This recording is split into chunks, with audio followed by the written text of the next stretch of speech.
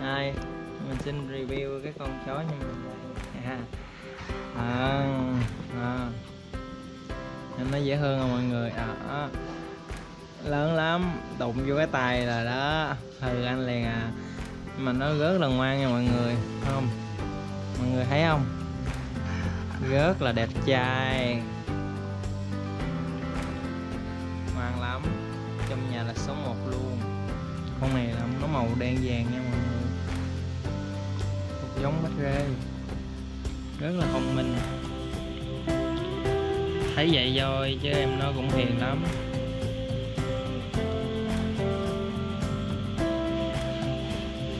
Rồi quay cho mọi người coi, dễ thương. Đây nè, để mình sờ tay á mọi người coi nha. Đó, thấy nó gừ không? Mọi người thấy nó gừ không?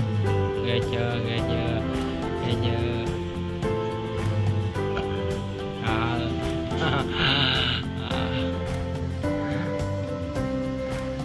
Em nó hừ vậy thôi chứ em nó ngoan lắm, có làm gì đâu. Nó thương anh nó lắm đó. Nó cũng biết anh nó thương nó mà. Ủa, dễ thương không? Sủa cho nó coi nè. Đó, vậy đưa đi. Hát cho nghe nè. Ha. Anh nghe thấy tiếng động là nó ra nó vòng cửa liền không? Ghê thiệt, ghê thiệt. Thôi dầm vậy đó. Ở đây, ở đây. Go. Dễ thương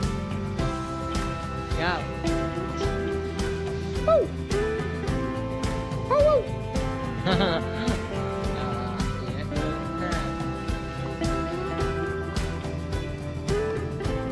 Cao to.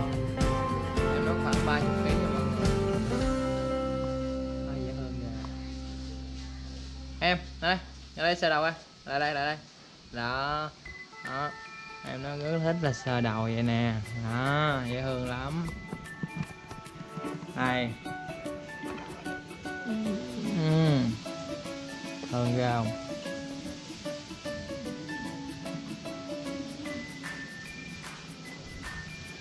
Quay mặt coi. Rồi, nóng quá, nóng quá. Trời nóng quá. Mưa đi ha. Mưa cho em mát mẻ.